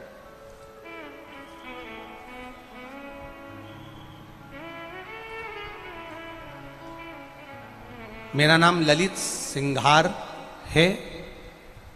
मैं धार में PWD वर्ग शॉप में रहता हूँ। मेरे पापा की तबीयत बहुत खराब हो गई थी गुरुजी। हम सब ने पापा को हॉस्पिटल जाने के लिए कहा और वो हमारी नहीं सुनते और हॉस्पिटल भी नहीं जाते। उनको सांस लेने में तकलीफ होती रही गुरुजी। एक दिन हम सब ने उन्हें कहा और फिर हम उनको महाजन हॉस्पिटल ले गए। वहाँ पापा की दोनों किडनियाँ खराब बता दी। फिर हम उनको दूसरे हॉस्पिटल में लेकर गए, वहाँ पर भी पिताजी की दोनों किडनियाँ खराब बता दी। फिर हम इंदौर के हॉस्पिटल में लेकर आए। इंदौर के हॉस्पिटल में भी उनकी दोनों किडनियाँ खराब बता दी। गुरुदेव शरीर ने काम करना बंद कर दिया और आंख भी बंद हो गई। गुरुजी, डॉक्टर ने उनको हॉस्पिटल में रखने से मना कर दिया। अब हम क्या करते गुरुदेव? आखिरी में भोले बाबा पर उम्मीद जगा कर बैठ गए। हमारी बुआ, काकी, बहन सबने कहा तुम चिंता मत करो, घर के किसी व्यक्ति को अपन सीहोर भेजते हैं, वहां से रुद्राक्ष बुलवाते हैं। मेरे यहाँ के परिवार के लोग सीहोर गए और बाबा से विनती करी और फिर सीहोर जाकर पाथरी पूजन कर कर, कंकर शंकर की पूजन कर कर, विनती कर कर वहां से कंकर उठा लाए, एक रुद्राक्ष मांग कर लिया। गुरुदेव, शिव जी का वो रुद्राक्ष गलाकर शिव जी को चढ़ाना और वो कंकर की पूजन भी हम घर में करने लगे। हम बाबा से बस प्रार्थना करते और उनकी आंखें बंद हो चुकी थी, किडनियां काम करना बंद कर दी थी, डॉक्टरों ने मना कर दिया था। हमने उनके मुख में वो रुद्राक्ष का जल 2-2 बूंद देना चालू करा। 20 मिनट बाद उनके आंख खुल गई और बाबा की कृपा से डॉक्टरों ने कहा उनकी सारी रिपोर्ट नॉर्मल आ गई और वो ठीक हो गए। उनकी किडनियां भी काम करना पड़ा। उनका फोटो लगा रहे हैं हम, हमारे पिताजी का हम फोटो लगा रहे हैं, आप फिर फोटो भी देख सकते। ये शिव तत्व है।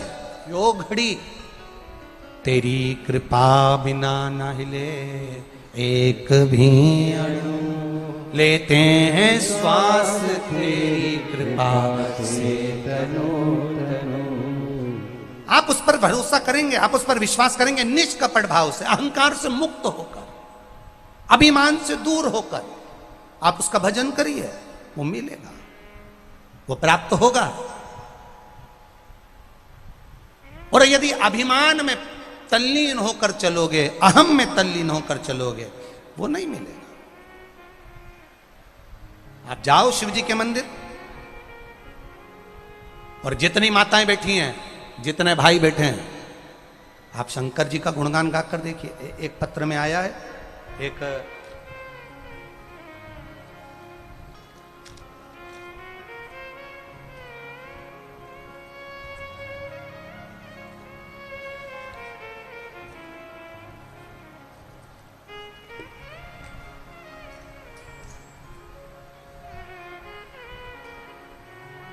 स्वाति राहुल पेरुलिया, बेटमा के ही हैं, यहाँ के शायद पार्षद हैं।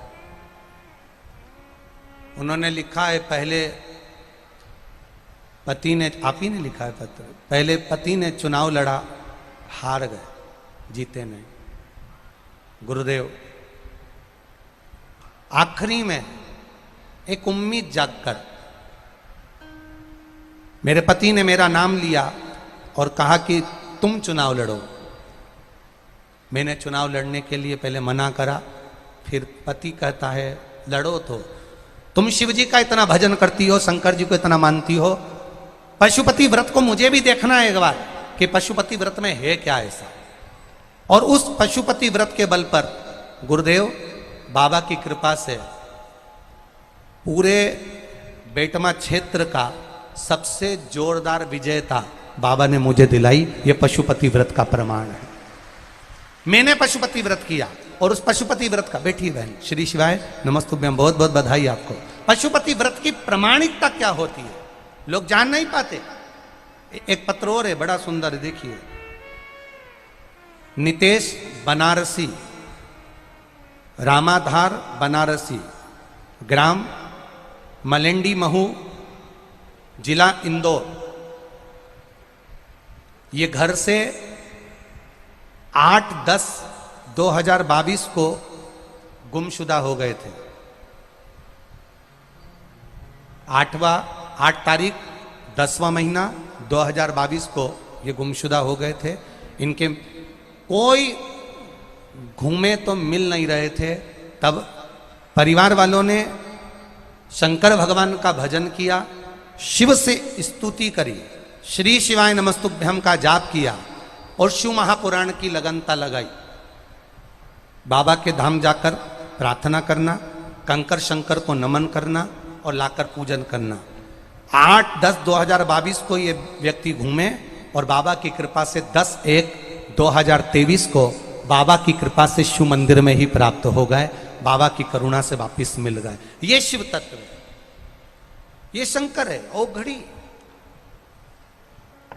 करो उसका भजन। और जब आप दिल से भजन करोगे, दिल से स्मरण करोगे, भाव से भजोगे उसको, वो मिलेगा, प्राप्त होगा। शंभु शरणे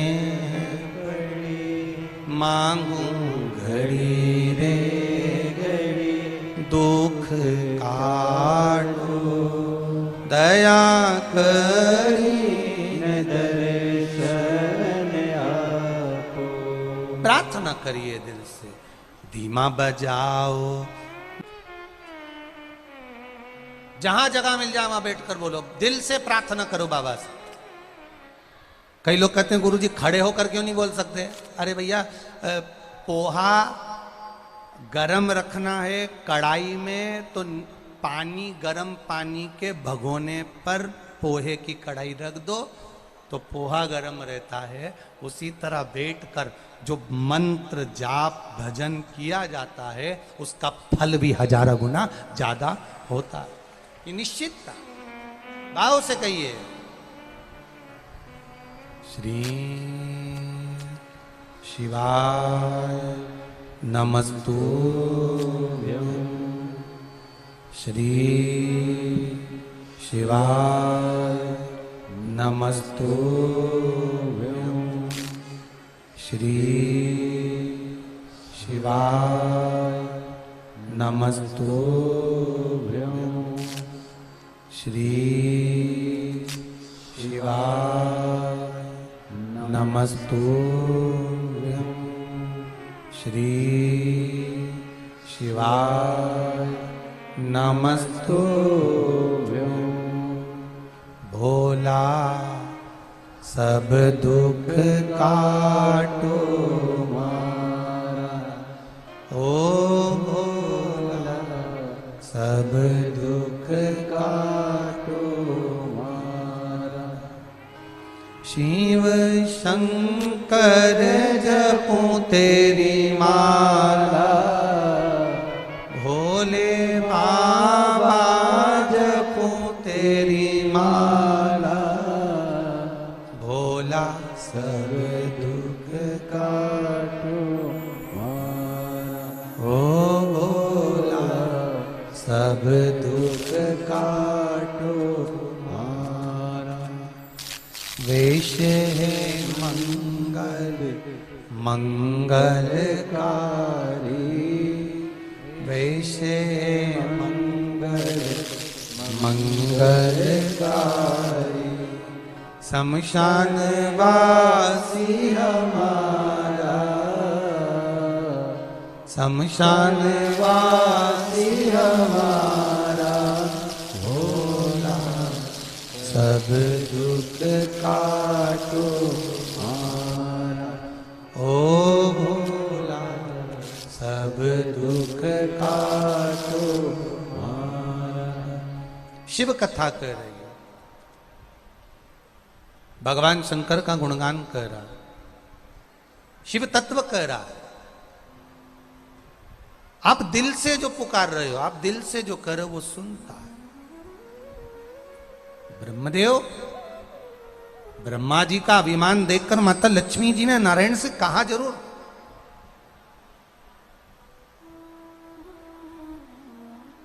लक्ष्मी जी ने कहा आप कुछ बोलते क्यों नहीं हो? भगवान विष्णु कुछ नहीं बोले, भगवान नारायण कुछ नहीं बोले। अब ब्रह्मा जी ने फिर भगवान विष्णु को 2 शब्द फिर कहे, वापिस फिर शब्द कहा, और भगवान ब्रह्मा जी भगवान नारायण से फिर कहते हैं, भगवान विष्णु से फिर कहते हैं, भगवान नारायण से फिर कह रहे हैं कि हे नारायण,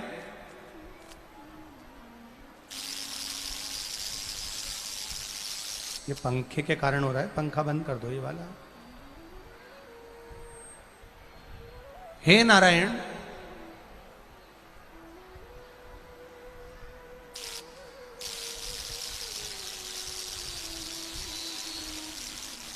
इस संपूर्ण ब्रह्मांड का रचना इस संपूर्ण ब्रह्मांड की रचना का कार्य मेरा, और संपूर्ण ब्रह्मांड की रचना का कार्य अगर मेरा है तो ब्रह्मा जी भगवान विष्णु से कह रहे हैं कि अब ये रचना मेरे हाथ की हुई है, ये रचना संपूर्ण मैंने करी है, ये संपूर्ण रचना करने वाला मैं हूं जानकर फिर ब्रह्मदेव ने भगवान विष्णु को दो शब्द कहे। तब नारायण उठे और ब्रह्मा जी को कहने लगे, ब्रह्मा जी आप मेरी नाभि से उत्पन्न हो, कमल के पुष्प पर मैंने तुम्हें उत्पन्न किया है, मेरी नाभि के द्वारा तुम प्रकट हुए हो, मेरी नाभि के द्वारा तुम प्रकट हुए।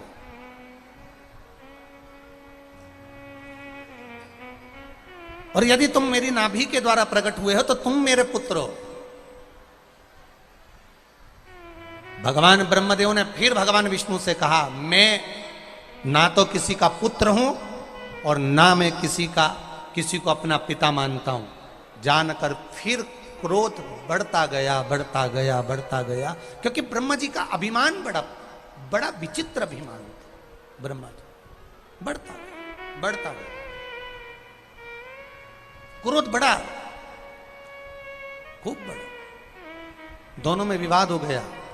भगवान विष्णु ने भी तीक्ष्ण बाण चलाए ब्रह्मा जी के ऊपर, ब्रह्मा जी भी लड़ने को तैयार हो गए भगवान विष्णु से।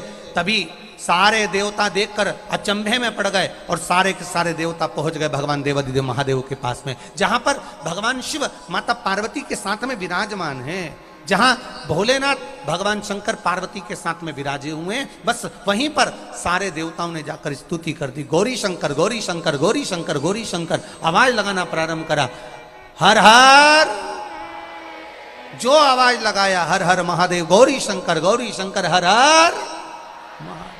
फिर बार बार जब फिर पुकारा, गौरी शंकर गौरी शंकर गौरी शंकर गौरी शंकर हर हर महादेव। जैसे ही पुकारा देवादिदेव महादेव सामने आकर खड़े हुए।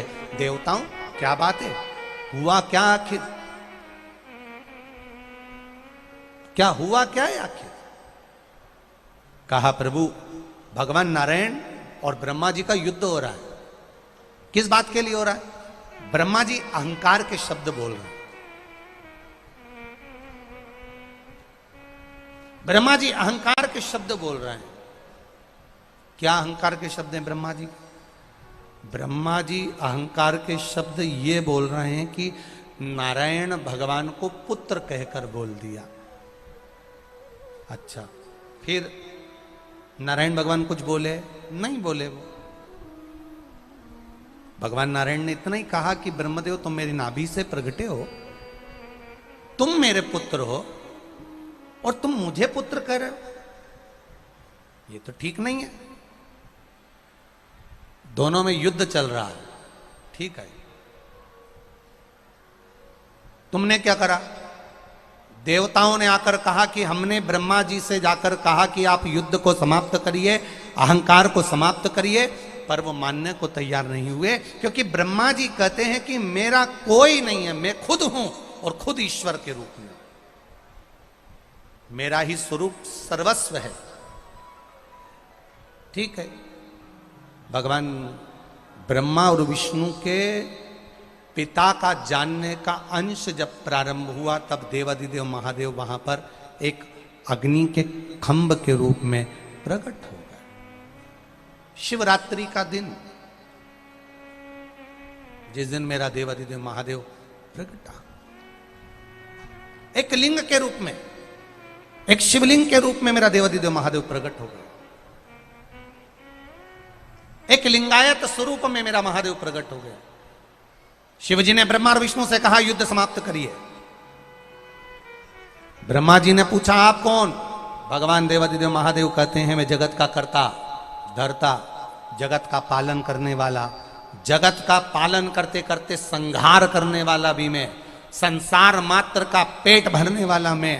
ब्रह्मा जी को हंसी आ गई, हंसे तो ब्रह्मा जी ने भगवान विष्णु से कहा जरा पता करो, मैं ऊपर जाता हूं, तुम नीचे जाकर इनका चरण देख कर आओ, मैं शीश देख कर आता हूं, आखिर ये है कौन जो कह रहा है कि संपूर्ण ब्रह्मांड का कर्ता धर्ता में।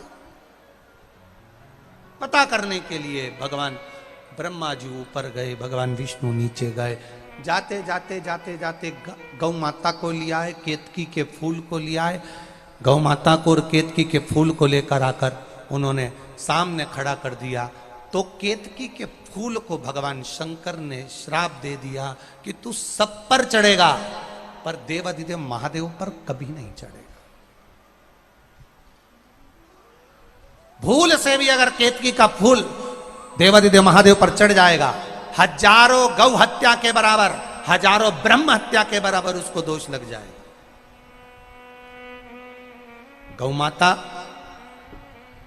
एक रोटी के चक्कर में तू झूठ बोलिए, तेरे को भी श्राप देता हूं गौ माता, तेरे को भी श्राप है, तेरा पूरा शरीर पूजा जाएगा पर तेरा मुख अपूज्य माना जाएगा। तो झूठ बोलिए। कितना शिव महापुराण का ये अहंकार को समाप्त करने वाला संवाद जो विद्येश्वर संहिता में शिव महापुराण के 6ठे अध्याय में जो वर्णन किया, ये कोई साधारण नहीं है। कितना विचित्र संवाद है ये।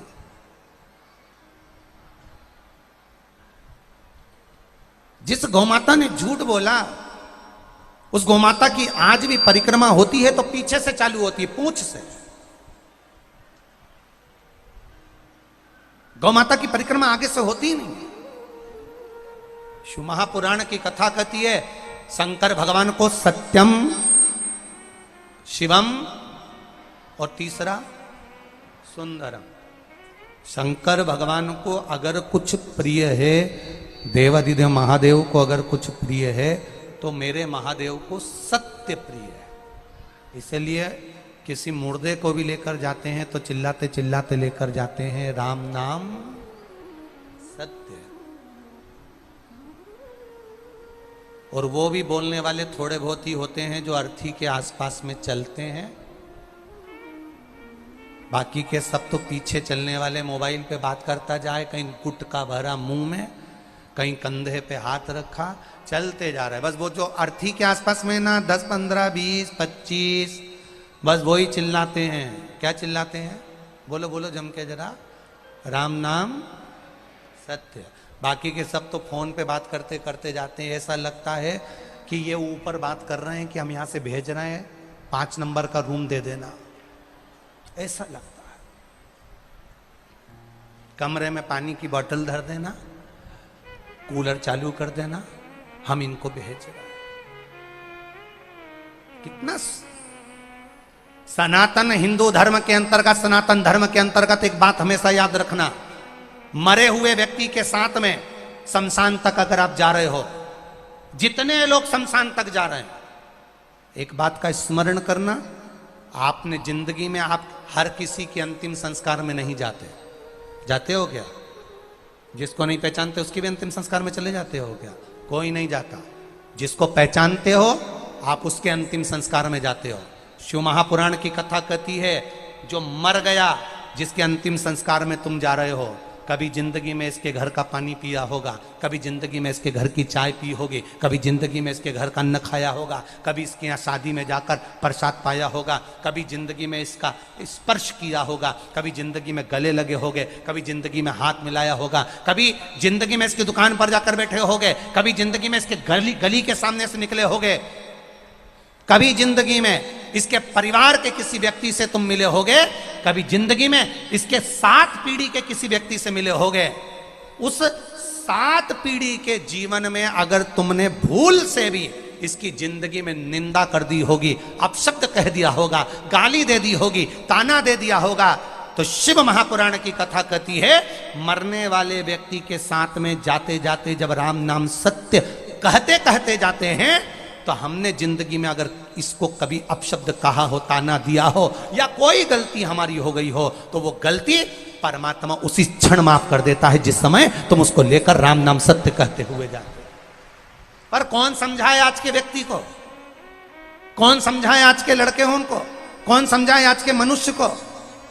आगे आगे वाले बोल रहे हैं राम नाम सत्य है, पीछे वाले आराम से फोन पे बात करते हुए जा रहे हैं, आराम से गुटखा थूकते हुए जा रहे हैं, आराम से तंबाकू खाते हुए जा रहे हैं, ठिठोली करते जा रहे हैं, बात करते हुए जा रहे हैं, कंधे पर हाथ रखते हुए जा रहे हैं। नाना भाई, जितनी देर तक शमशान ना आए और जितनी दूर तुम चलकर जा रहे हो उतनी देर तक तुम्हारे मुख से केवल राम का गुणगान होना चाहिए, क्योंकि जो व्यक्ति जा रहा है उसका कर्जा आज की आज चुका दो तो बाद में चुकाना नहीं पड़ेगा, फिर जन्म लेना नहीं पड़ेगा।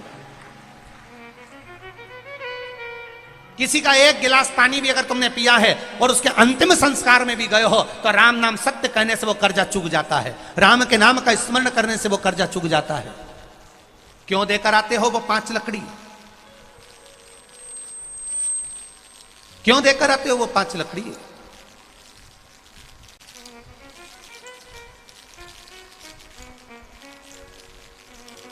क्यों देकर आते हो वो कंडे का 5 टुकड़ा? चिड़चिड़ आवाज आ रही है, निकल बात। क्यों देकर आते हो? उसका कारण क्या है?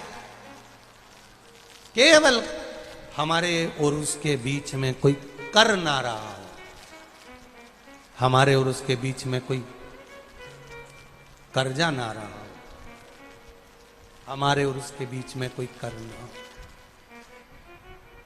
हमारे और उसके बीच में कोई कर्जा ना हो। इसलिए मुख से जब लेकर जाओ तो भजन करते करते जाओ। ले जा रहे हो उसको, सत्य बोलिए। रोज सत्य नहीं बोल सकते तो शंकर जी के मंदिर में जब जाओ, शिव के शिवालय में जब जाओ, शंकर के मंदिर में 1 लोटा जल चढ़ाने जाओ, तब सत्य बोलिए। 7 दिन में कम से कम 1 दिन ऐसा निकाल लो कि मैं आज सत्य बोलूंगा, और वो किसी को बताना नहीं कि कब सत्य बोला तुमने, किसी को बताने की जरूरत नहीं है। नहीं तो कहीं का आके तुमसे पूछ ले कि सत्य बोलना है और इसके पास 9 बजे से 10 बजे तक सत्य बोलती है, और तुम जाके पूछ लो 9 से 10 के बीच में कि बता तिजोरी की चाबी कहां धरी, और बेचारी वो केसियोर वाला महाराज बोला था सत्य बोलना है, और मेरा छोरा आके पूछ रहा चाबी कहां धरी, अब कैसे बोलूं चाबी कहां धरी। तो बताना भी नहीं तुम्हें किसी को कि तुम सत्य कब बोलते हो, कितनी बजे बोलते हो। तुम तो अपने मन में ठान लो कि आज मैं 15 मिनट सत्य बोलूंगी, 15 मिनट सत्य बोलूंगी, और 15 मिनट बस तुम उस सत्य के लिए फिर लगे रहो, फिर झूठ नहीं। कितना झूठा जमाना आ गया, कितना झूठा आज का जमाना, कितना झूठा हो गया। कथा में बैठे और कहते हो दुकान पर, दुकान पे बैठे हो तो क्या कथा में बैठे थे, बेटमा में कह दिया इंदौर में, इंदौर में बैठे तो कह देपालपुर, देपालपुर गए तो कह बेटमा। कितना झूठ अपार। इसीलिए फिर निवेदन है राम नाम बोलो, बोलो अच्छे से बोलो, जरा अच्छे से, राम नाम सत्य बोल लो, अच्छे से बोल लेना चाहिए। अपन मरेंगे तब दूसरे बोलेंगे, अपन तो बोल ही नहीं पाएंगे। मौका है, बोल राम नाम सत्य। इसके सिवाय कोई सार तत्व है भी नहीं। ये मिला है जीवन, इसको निभाना है। ये मिला है जीवन, इसको लेकर चलना। आज कोई कह रहा था गुरुजी, ओ गुरुजी, हमने कहा क्या है, सारे त्योहार फीके हो गए, होली आ रही है, लगी नहीं रिया की होली जैसा है, दिवाली आती है तो लगता ही नहीं कि दिवाली जैसा है, राखी आती तो लगता ही नहीं राखी जैसा है, सारे त्योहार फीके हो गए गुरुजी। हमने कहा त्योहार फीके नहीं हुए, त्योहार का कलर फीका नहीं हुआ, त्योहार का रंग फीका नहीं हुआ है, बस त्योहार वही है, गुलाल वही है, मिठाई वही है, गुजिया पपड़िया वही है, खुरमे चकरी वही है, पपड़िया वही है, गुजिया वही है, इंसान वही है। बस बाजार में से जो रौनक समाप्त नहीं हुई है, रौनक आपके भीतर की समाप्त हो गई। आपके भीतर इतनी ईर्ष्या भराती गई, इतनी ईर्ष्या भराती गई, इतनी ईर्ष्या भराती गई कि वो ईर्ष्या के कारण, उस अहंकार के कारण, उस अहम के कारण तुम एक दूसरे से मिलना पसंद नहीं कर पाते। पहले के लोग कहते थे हमारे यहाँ जब होली होती थी इतने लोग आते थे, मिलने जाते थे, गुलाल लेकर जाते थे। आजकल तो कोई दिखता नहीं है। कारण केवल इतना सा है, तुम्हारा अहंकार, तुम्हारा ईगो, तुम्हारा अभिमान तुम्हें अपने घर से बाहर नहीं निकालता। तुम घर से बाहर नहीं निकलते अपने अहंकार के कारण। अपनी काया के कारण, अपनी अभिमतता के कारण आप दूसरे से मिलना पसंद नहीं करते। जरा सा कोई ने कलर लगाया तुम्हें क्रोध आ गया, जरा सा किसी ने गुलाल लगाया तुम्हें गुस्सा आ गया, जरा सा कोई आया भाभी जी भैया जी करके गुलाल लगा गया तुम न न न न न न no no no no no, कहां जाओ?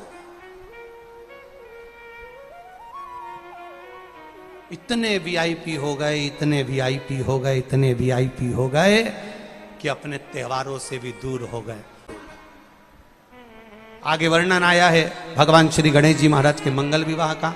आज कथा में जिन्होंने इंदौर में बड़ी सुंदर कथा को करवाया, आदरणीय जीतू भैया जी पटवारी, वो भी पधारे हैं और बड़े आनंद के साथ बहुत सुंदर कथा का आयोजन आपके क्षेत्र में, रऊ क्षेत्र के अंतर्गत कराया गया, जिसमें अपार जन समुदाय वहाँ पर आया।